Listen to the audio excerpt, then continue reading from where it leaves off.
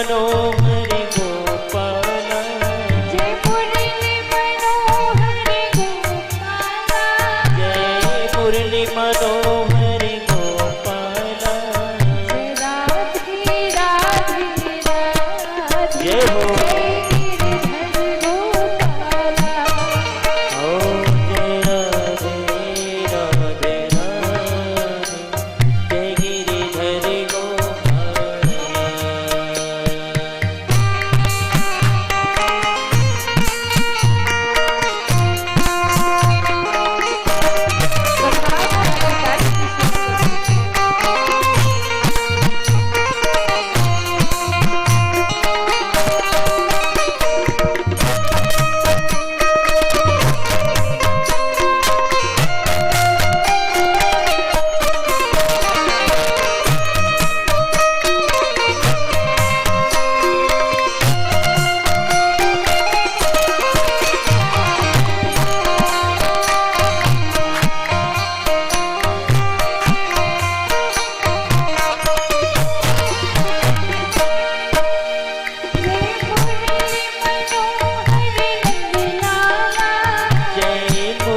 मनोहर नंदलाला, जय मुरली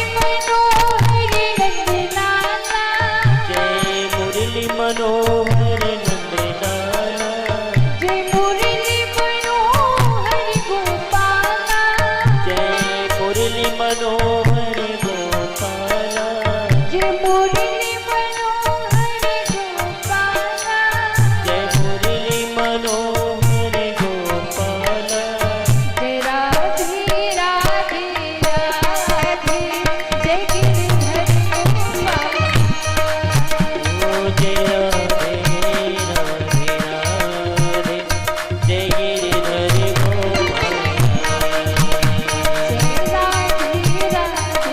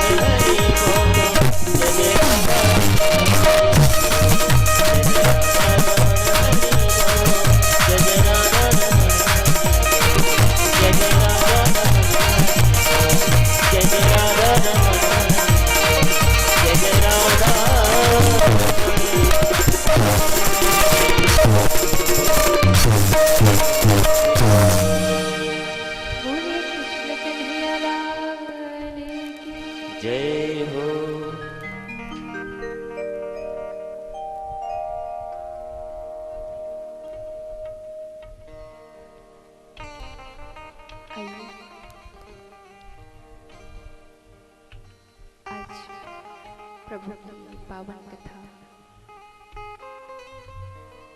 विश्राम की ओर है। आज हम सभी सप्तम दिवस की दिव्य कथा को श्रवण करेंगे।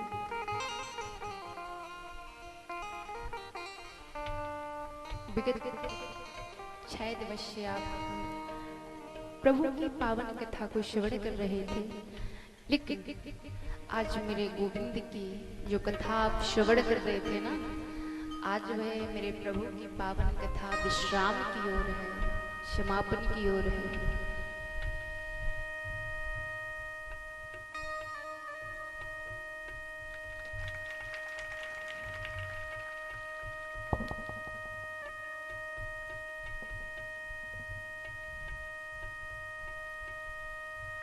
कल आप सभी भक्तों ने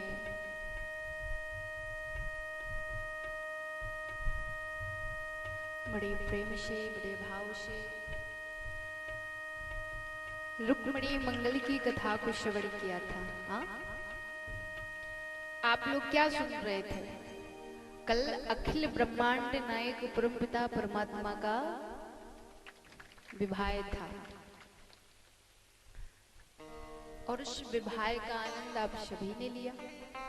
हाँ, देखने को मिल रहा था कि कोई नाच रहा, कोई झूम रहा, कोई महाराज उछल उछल के नाच रहे थे। हाँ, जिसे नाचना नहीं आ रहा था तो वो उछल उछल के नाच रहे थे। लेकिन सभी ने महाराज द्वारकाधीश के विवाह का आनंद लिया।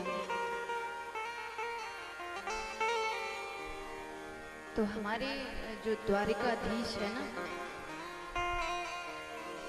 इनका विवाह मैया रुक्मिणी के साथ हुआ। महाराज भीष्म की पुत्री रुक्मिणी। हाँ, और मैं आपको बता दूं, जो मैया रुक्मिणी है ना, ये कोई साधारण नहीं है, साक्षात लक्ष्मी मैया महाराज भीष्म के यहाँ प्रकट हुई।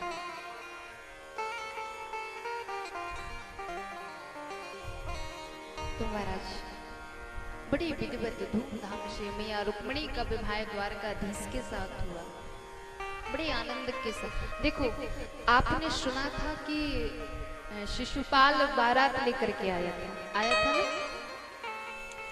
उसने विचार किया था कि मैं रुक्मिणी जी के साथ विवाह करूंगा और बढ़िया डोली में बैठ करके अपनी जीवन संगनी बना करके ले जाऊंगा, पर ऐसा महाराज संभव नहीं हुआ। जो सोचा था वो हुआ नहीं, क्योंकि लक्ष्मी कभी पापी के हाथ में जाती नहीं। और हाँ, यदि चली भी गई तो ज्यादा समय तक ठहरती नहीं है, रुकती नहीं है, वो कैसे न कैसे वहां से निकल लेती है।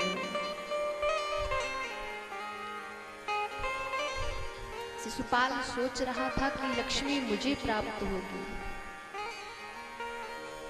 लेकिन लक्ष्मी तो सदा सदा से नारायण की थी, नारायण की है और नारायण की ही रहेगी। लक्ष्मी को कभी यदि कोई विचार करे कि हम अपनी पत्नी बना ले, जीवन संगनी बना ले, प्रिया बना ले, तो लक्ष्मी कभी किसी की संगनी नहीं बनती है। शिशुपाल ने विचार किया था कि मैं पत्नी बना करके लाऊंगा, पर खुद ही डोली में बैठ करके चला गया। हाँ, आपने देखा होगा संसार में कोई करोड़पति हो सकता है, अरबपति हो सकता है, लखपति भी हो सकता है, खरबपति भी हो सकता है, लेकिन लक्ष्मीपति तो, लक्ष्मीपति कौन है? जोर से बोलिए, नारायण। तो महाराज लक्ष्मीपति तो केवल एक ही है, वो है नारायण। लक्ष्मी सदा सदा से नारायण की थी, तो किसी के हाथों में कैसे आ जाती?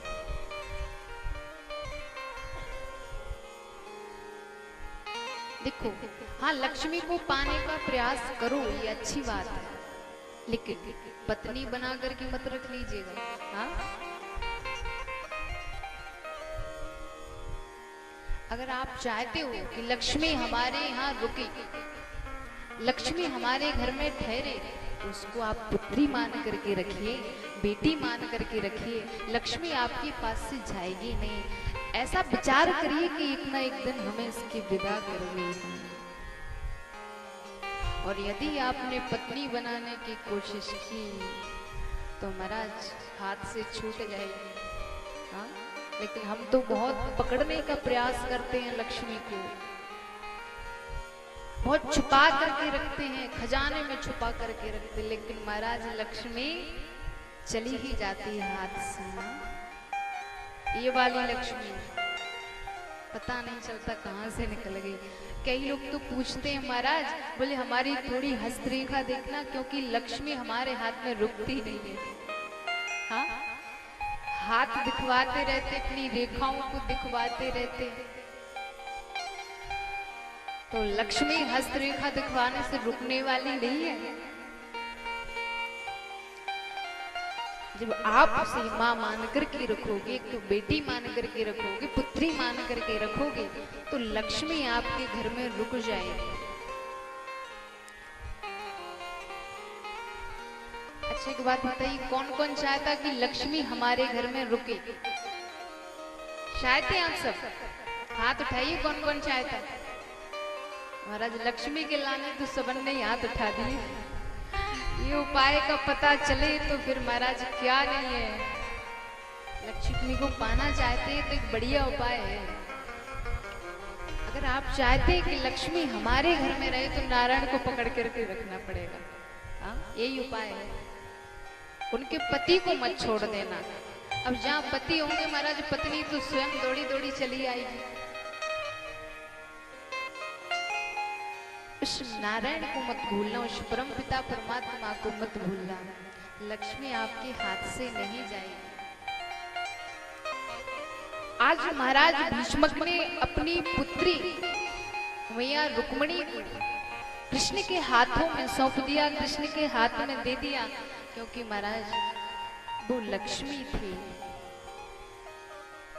आज महाराज भीष्मक अपने आप को बड़ा सौभाग्यशाली समझते हैं। और महाराज जो घर में हमारी बेटियां होती है ना, जो पुत्रियां होती है ना, वो लक्ष्मी होती है। अगर महाराज किसी के घर में 2-4 बेटी हो जाए तो ऐसे मुंह बना लेते हैं कि पूछो ही मत। अगर कोई कहे लक्ष्मी, हाँ हाँ लक्ष्मी तो हुई है, बस ऊपर से हंस के बता देते, अंदर तो इतना कष्ट होता है, कहां से कहां ये पहाड़ टूट पड़ा। लेकिन मैं बता दूं आपके, उस घर में बेटी नहीं, उस घर में लक्ष्मी रुकती नहीं, क्योंकि बेटियां ही तो लक्ष्मी होती है। महाराज आपके यहाँ पुत्र नहीं है, यदि पुत्री है तो दुखी मत होना कि हमारे यहाँ बेटा नहीं हुआ, बेटी हुई है। बेटी को सुनकर तो महाराज ऐसे लगता है कि पूछो ही मत। हाँ, और मैं कहती हूँ कि जो बेटा नहीं कर सकता वो बेटियां कर सकती हैं। बेटियां चाहे तो अपने कुल को डुबा सकती और वो चाहे तो अपने कुल के नाम को उठा सकती है। रे लाला दुई बापन के जाए। आज महाराज कुंडनपुर की नारियां भी कन्हैया को खरी खोटी सुना रहे और कहती है, मुकुट धर साविरे रे लाला दुई बापन के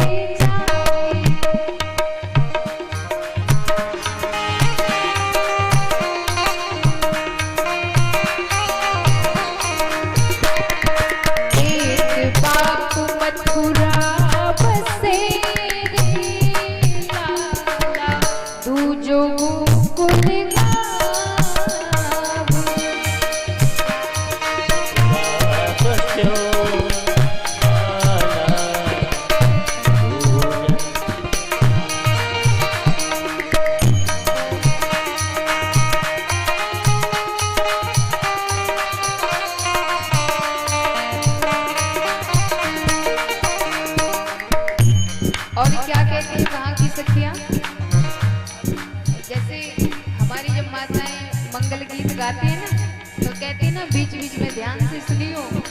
ऐसे कुंडनपुर की नारियां कहती कि लाला तुम अपने आप को वो मत समझना।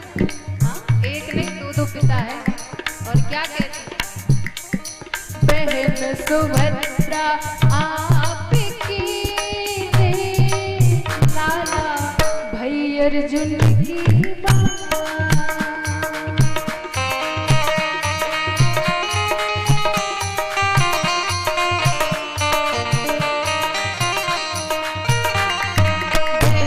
सुभद्रा आपकी रे लाला भई अर्जुन की बात।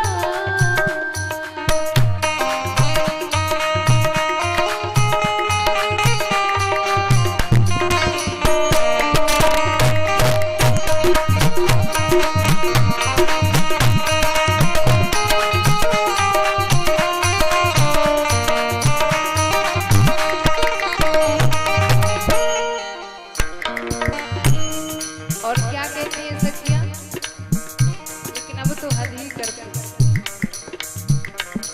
गोरे वसुदेव देव की रे लाला गोरे है बलराम।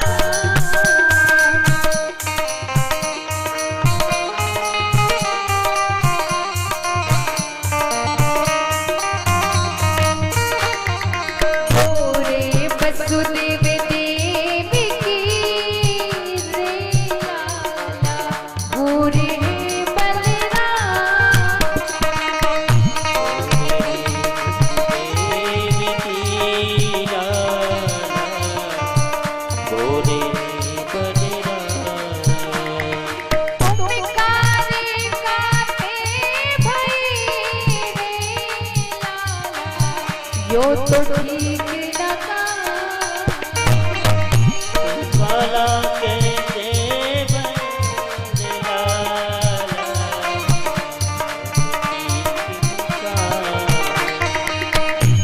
मुकुट धर सारे रे लाला कोई पावन के के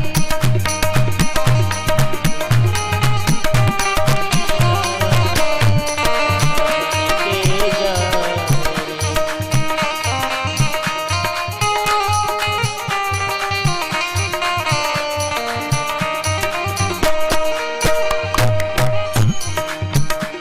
मुकुट धर सारे लाला कोई पावन के जाए। मुकुट धर कोई बापन के जाए। एक बाप मथुरा बसे रे लाला दूजी गोकुल गाँव। एक बाप बाप तुरा बसे रे लाला तुझे गोकुल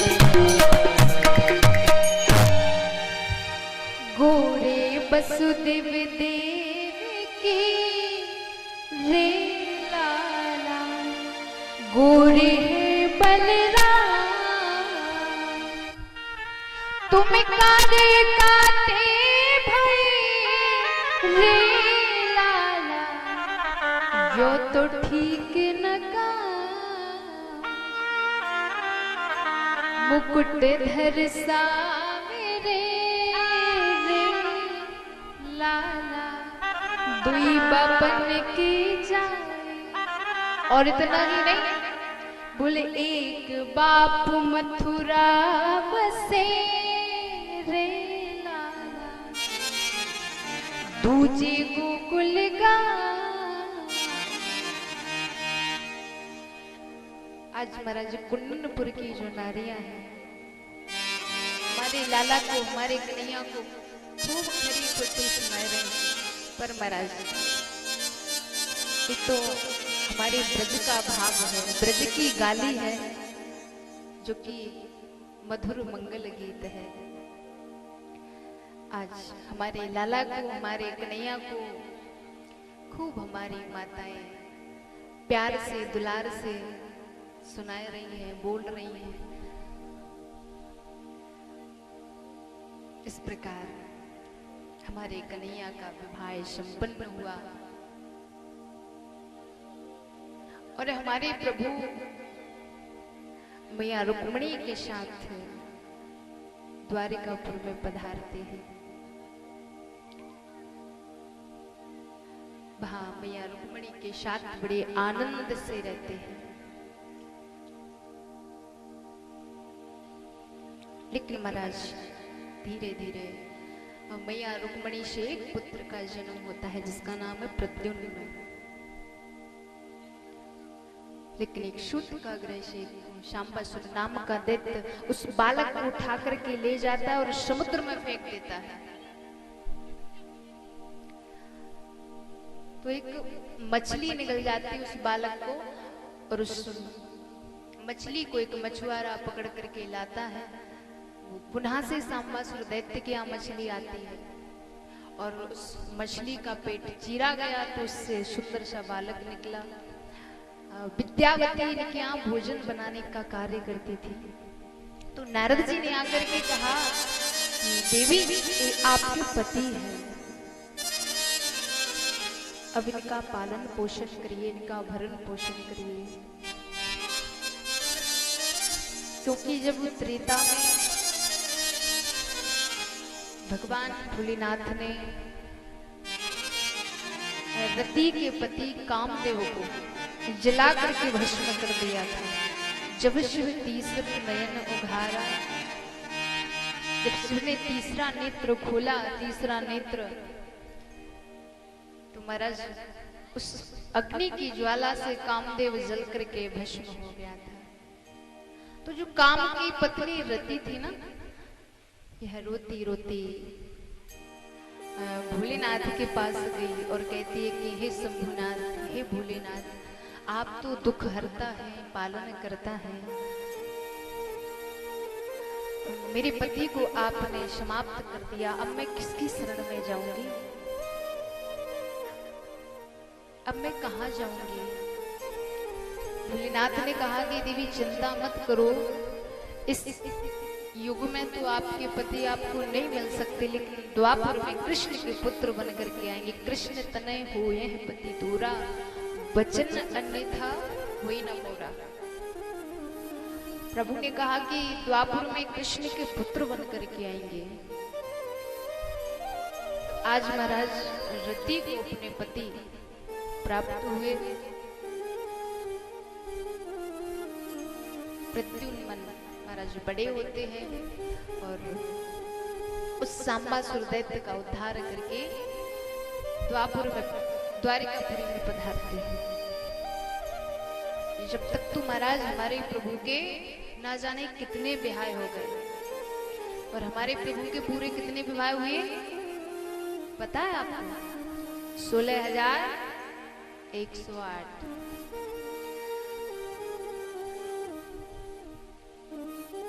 तो हमारे प्रभु के 16,108 हुए। अब कई लोग कहते हैं महाराज अगर हम 1-2 कर ले तो कौन सी बड़ी बात है। हाँ बोले भगवान के तो इतने विवाह हुए थे। अब मैं उनसे कहूं कि भगवान ने 16,108 रूप भी बनाए थे, आप एक ही बना के दिखा दो, हाँ तो मैं मान लूंगी कि आप कर सकते हो।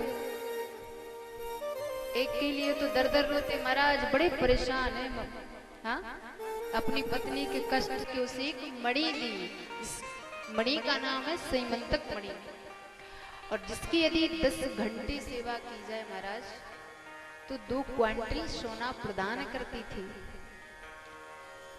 तो एक बार सत्राजित प्रभु कृष्ण की सभा में गया। प्रभु ने कहा कि सत्राजित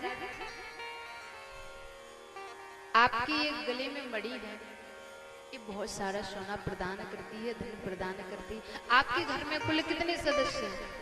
सत्राजित कहता बस 3.5 लोग हैं। बोले मैं, मेरी पत्नी, मेरा छोटा भाई और मेरी पुत्री।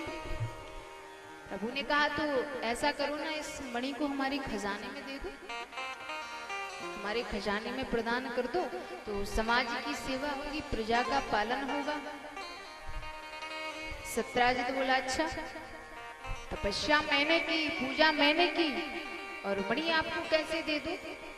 सत्राजित उस सभा से चल देता है। लेकिन ठीक दूसरे दिन सत्राजित का जो छोटा भाई था ना प्रसेनजित,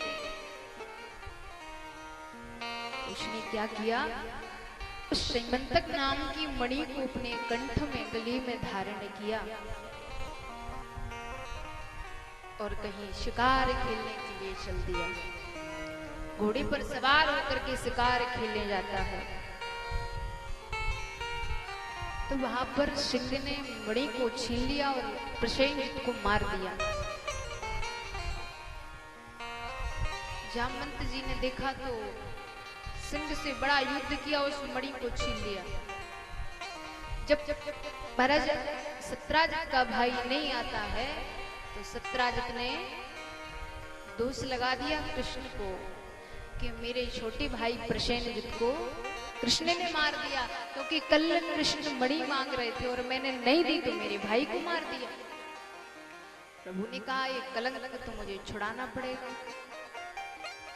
प्रभु उसी समय अपने सखाओं के साथ निकल पड़ते हैं और एक गुफा में जा पहुंचे। सिंह के पैरों के चिन्ह देखते देखते प्रभु एक गुफा में पहुंचते हैं। और जब हमारी प्रभु गुफा में पहुंचे ना तो जो जामवंत जी की पुत्री थी जामवती, वो जोर से चिल्लाई। और महाराज जब वो जोर से चिल्लाती है तो जामवंत जी आते हैं।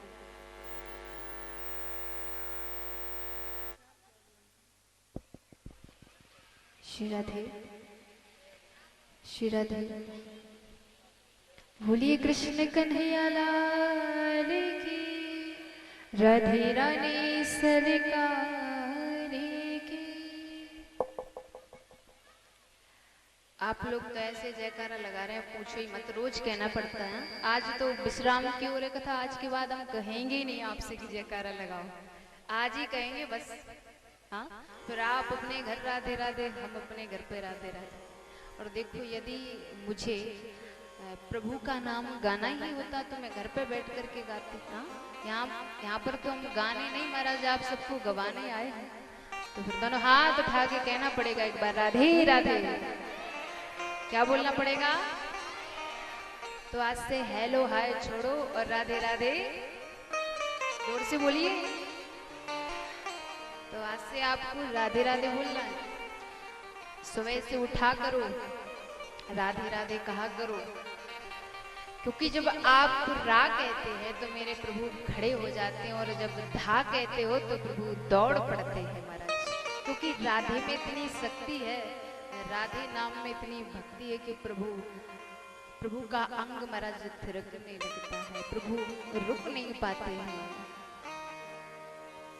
जो किशोरी जी के चरणों में बैठे रहते हैं महाराज, हाँ, हमारी प्यारी की सेवा में बैठे रहते हैं, तो इसलिए राधे राधे कहोगे तो कृष्ण मिल जाएंगे।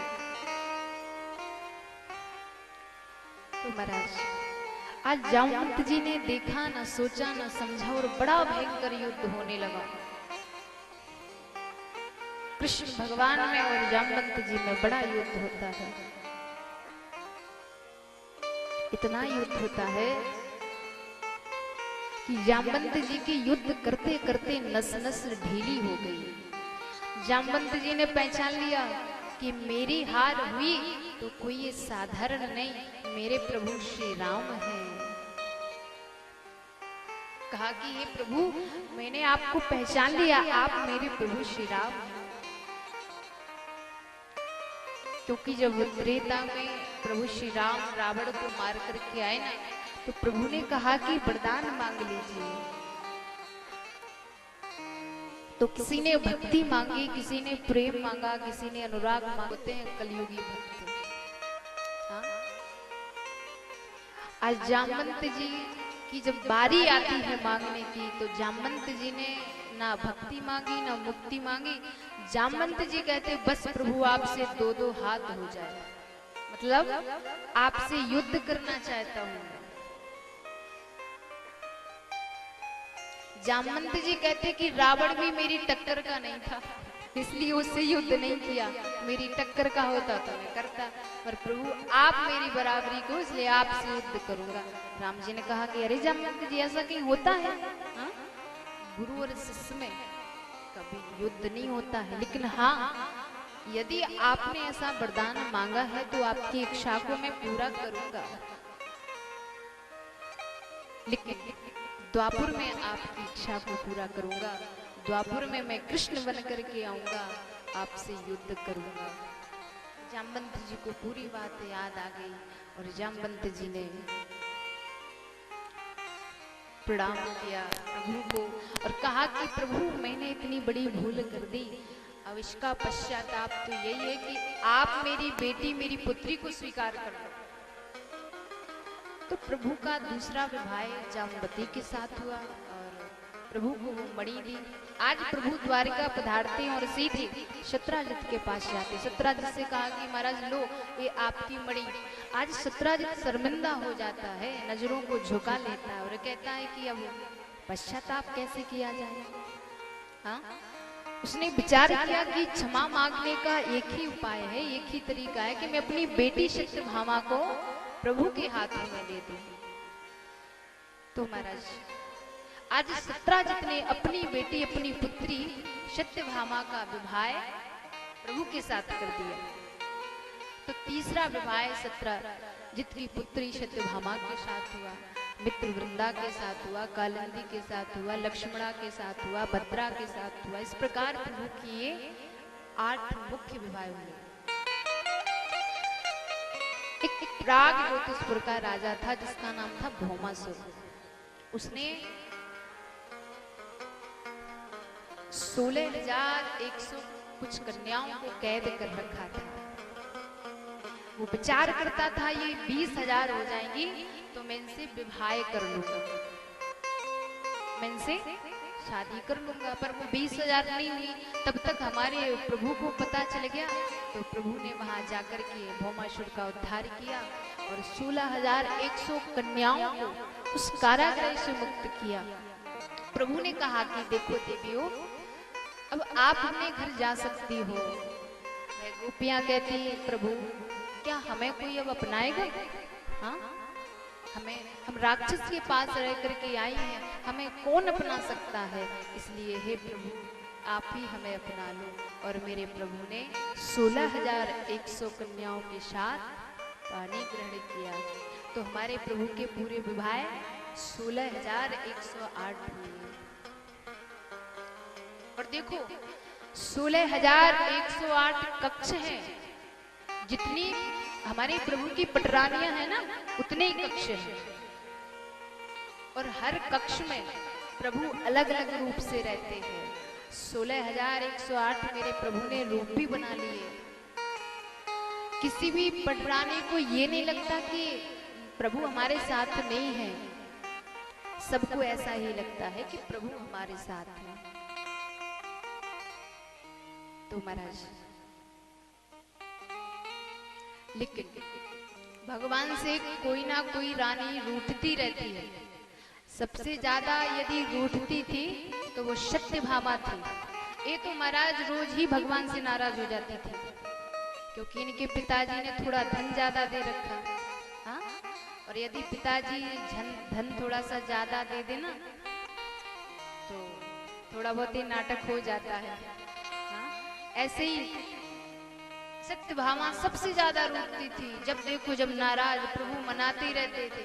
लेकिन मेरे प्रभु ने देखा कि रुक्मणी मैया कभी नहीं रूठती, उनके चेहरे पर कभी उदासी नहीं आती थी, कभी नहीं, एकदम प्रसन्न रहते थे। प्रभु ने कहा कि थोड़ा इनको नाराज करके देखो, इनके चेहरे पर गुस्सा कैसी लगती है, नाराजगी कैसी लगती है।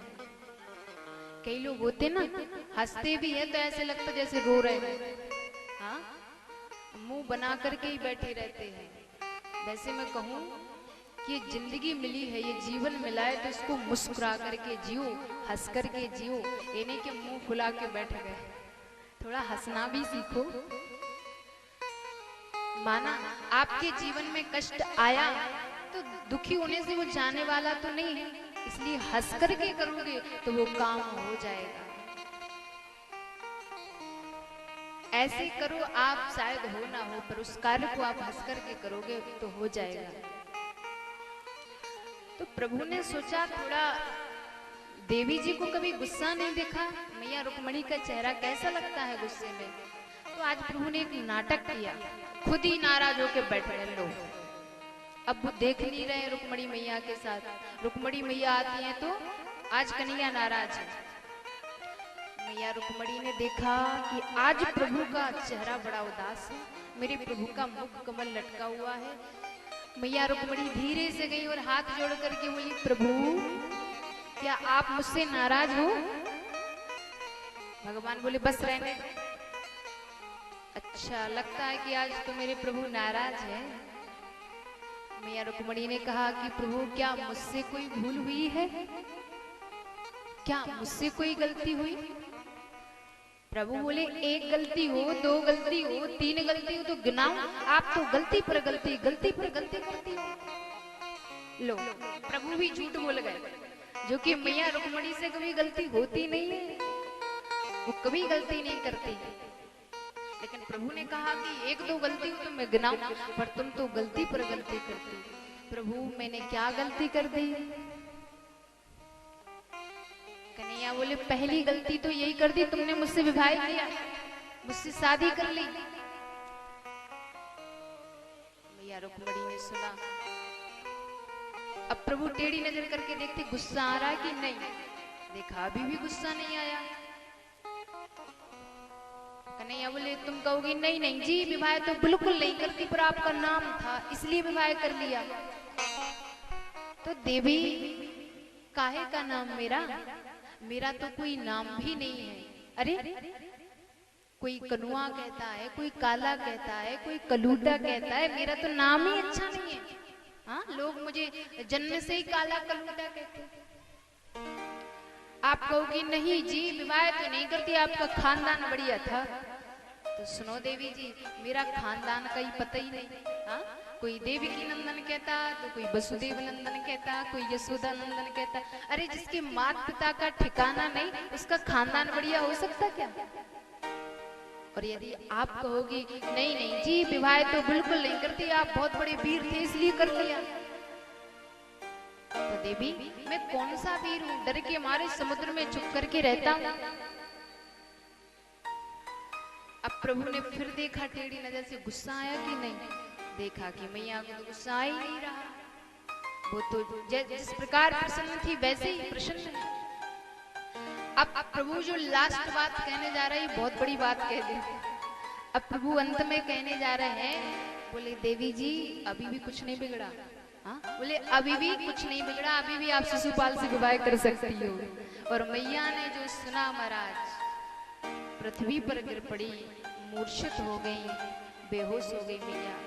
प्रभु ने कहा, अरे मैं तो मजाक कर रहा था, मैंने तो विनोद कर दिया।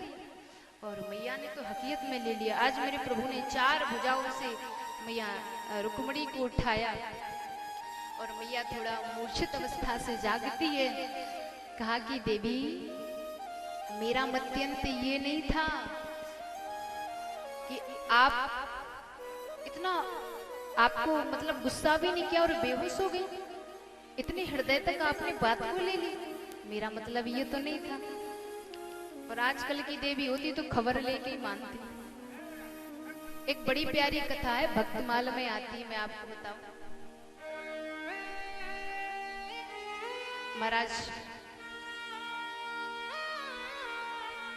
नाभाजी थे, इनकी जो पत्नी थी ना महाराज, बड़ी चंचल थी, बड़ी तेज स्वभाव की थी, बड़ी कड़क स्वभाव की थी। तो एक दिन महाराज ये गन्ने बेचने का काम करते थे, तो गन्ने बेच करके आ रहे थे ना, तो लास्ट में एक गन्ना बचा रहा। तो इनकी जो देवी जी थी वो द्वार पर ही खड़ी थी। बोले पहले बताइए पैसे कितने लाए, पैसे मुझे दे दो। नाभाजी ने कहा पैसे तो मैंने नहीं लिए, मैंने तो बच्चों में बांट दिए सारे गन्ने, बस एक बचा है। तो महाराज उनकी पत्नी ने गन्ना लिया, उनके सर पर दे मारा तो दो टुकड़े हो गए। नाभाजी बोले जब से मैं यही तो सोच रहा था कि गन्ना एक है, खाने वाले दो हैं, एक तुम खा लो, मैं एक मैं खा लूंगा, हो गया निर्णय। तो महाराज घर में यदि कोई एक तेज हो तो एक शांत रहना चाहिए। प्रभु चाहते कि मैया रुक्मणी थोड़ा नाराज हो जाए, लेकिन मैया नहीं होती है। लेकिन अब मैया कहती है कि हे प्रभु, आपने कहा सबसे पहले कि मैंने आपसे विवाह करके भूल कर दी, ठीक है प्रभु, लेकिन मैं हर एक देवी से प्रार्थना करूंगी कि ऐसी भूल सभी करें, इसको कृष्ण से प्रीत हो जाए, इससे बड़ी भूल क्या हो सकती है। और प्रभु आपने दूसरी बात कहा, आपने कहा कि मैं तो काला कलूटा हूं, तो हे प्रभु आप काले जरूर हैं पर जग के उजाले हैं। हाँ? किसी भक्त ने तो कहा कि हे लाला, यदि तुम होते लली तो गरे कट जाते करोड़न के।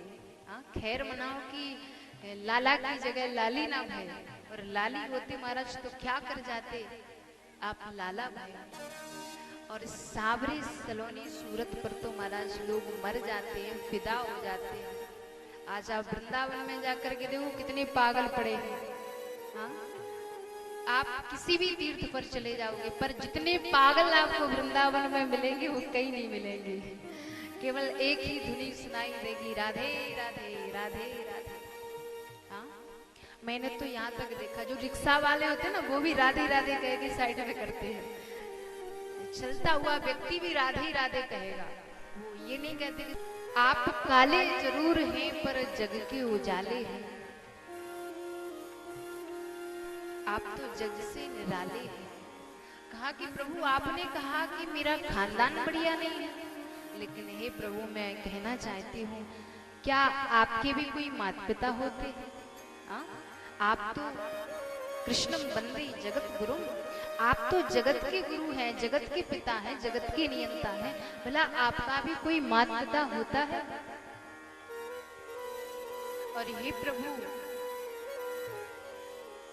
आपने कहा कि मैं डर के मारे समुद्र में रहता हूं, तो हे प्रभु आप उन पापियों के हृदय में रहते कहाँ हो, आप अहंकारियों के हृदय में रहते कहाँ हो, जिनका महाराज हृदय समुद्र सागर के समान है, ऐसे समुद्र में आप छुपे रहते हो, प्रेम रूपी समुद्र में आप छुप करके रहते हो। इस प्रकार मैया रुक्मणी ने जवाब दिया। प्रभु भी आश्चर्य में रह गए। और कौन ऐसा जीव होगा जिसे प्रभु को देख करके स्नेह ना हो, प्रेम ना हो। और वास्तव में यदि आप प्रभु की छवि को हृदय से देखोगे तो मेरे प्रभु इस प्रकार आपके चित्त को चुरा लेते हैं, मन को चुरा लेते हैं। फिर ये मन जो है ना, फिर संसार में नहीं लगता है। और प्रभु के दर्शन का लाभ तो तभी है जब उनको देख करके ये मन कहीं और ना जाए, उनमें ही लग जाए। फिर उन्हें ये दुनिया अच्छी नहीं लगती, ये संसार अच्छा नहीं लगता। वो मुझे ऐसी लगन तो लगा दे, हे प्रभु, कहिए कि हे प्रभु आपके चरणों में इस प्रकार प्रीत जगे कि फिर ये मन कहीं और ना भटके। मुझे ऐसी लगन तो लगा दे, मैं तेरे बिना पल ना रहूं। मुझे ऐसी लगन तो लगा दे, मैं तेरे बिना पल ना रहूं। मुझे ऐसी लगनी तो लगा दे, मैं तेरे बिना पल ना रहूं। मुझे ऐसी लगन तो लगा दे, मैं तेरे बिना पल ना रहूं। मुझे ऐसी लगनी तो लगा दे, मैं तेरे बिना पल ना रहूं। मैं तेरे बिना पल ना रहूं। मैं तेरे बिना पल ना रहूं। मैं तेरे बिना पल ना जिऊं।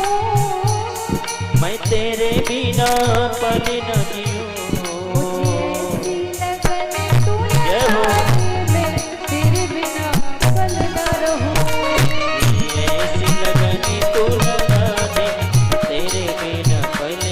भी कहते कि प्रभु से बड़े भाव से